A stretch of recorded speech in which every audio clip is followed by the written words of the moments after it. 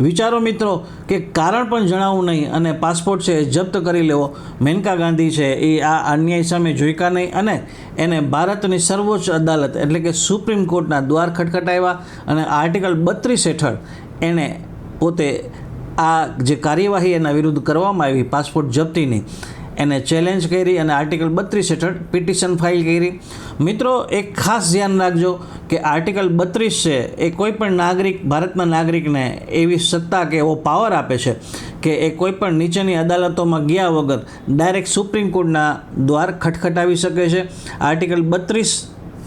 હેઠળ જો તમારે પિટિશન કરવી હોય તો એની મુખ્ય શરત એવી છે કે જે બંધારણ દ્વારા ફંડામેન્ટલ રાઇટ્સ આપવામાં આવ્યા છે જો એનું વાયોલેશન થયું હોય તો તમે ડાયરેક્ટ કોઈ પણ નીચેની કોર્ટમાં ગયા વિના સુપ્રીમ કોર્ટમાં જઈ શકો છો આર્ટિકલ 32 હેઠળ।